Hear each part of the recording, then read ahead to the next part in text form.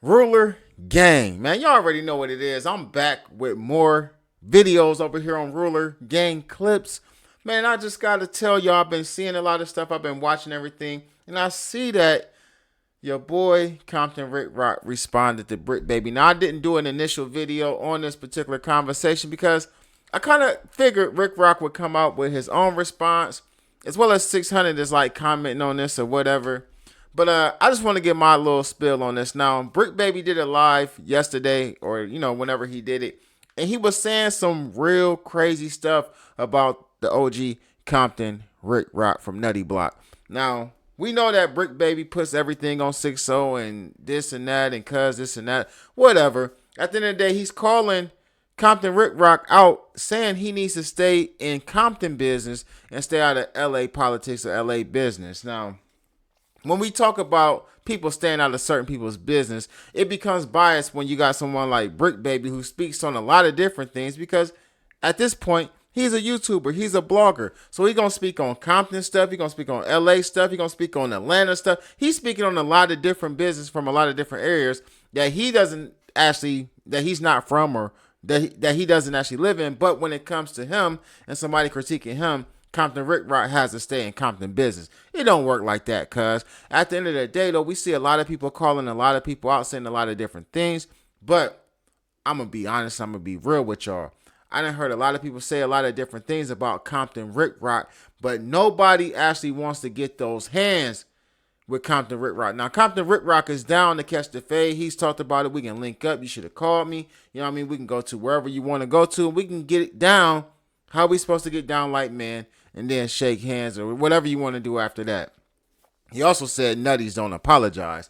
But at the end of the day, though, Bricc Baby mentioned in his live stream, he was talking about, like, he's seen Compton Ricc working out, doing curls, and he big and stuff like that. And then he got to talking about deflating his muscles.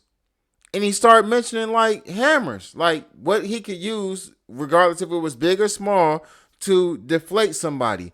So at the end of the day, Bricc Baby is willing to get on the internet and talk about an individual, calling him GAY and all kind of other sus terms that he used against Compton Ricc, which is really disrespectful. Another line which I ain't even never heard Compton Ricc get that disrespectful with Bricc Baby for him to go that far. So whatever Compton Ricc said must have pushed the button for little Blueberry Baby or whatever they calling him these days. But anyway, so at the end of the day, I really don't get why he going at cuz in the manner that he going at him. And then the talk about hammers, it kind of shows your character, the type of person you is. So you're going to pick and choose who you going to catch fades with. Now, when it comes to somebody, who you feel like you can beat, I would guess, you willing to catch a fade or talk crazy with that person. But when Cowboy call you out, ain't no fades. You talking about hammers. I doubt if you'll catch the fade with Whack. And now Ricc, you don't want to catch the fade with him. You want to pull out straps and all of this and that. And all of this goes to show how emotional some of these so-called gangsters are. All of this over critiquing on the internet. Because if I can recall right, Bricc Baby was one of the main people to say, tell other people, even on the platform of No Jumper, like, hey, listen, nah, man, this ain't that. This ain't the streets. This is the internet. So anytime you're on the internet, that's the type of stuff that's going to happen. They're going to say this and that, but it's just the internet. It's not that serious. But then in the same breath, you talking about basically shooting Compton Ricc over the internet. Make that make sense, cuz. At the end of the day, man, if you don't want to catch fades, that's cool. You don't have to catch a fade. Just don't catch the fade. It's simple. You don't have to. That ain't what you got to do. If that ain't what you into, you don't got to do it. But it shows a lot about who you are and your character when the first thing you go to talking about when you get to talking tough is you get to talking about pulling out straps. But then in the same breath, you talking about Crip Mac, who can't fight, ain't got no hands, ain't got no footwork. I don't even care if Crip Mac even had footwork. He still ain't got no hands.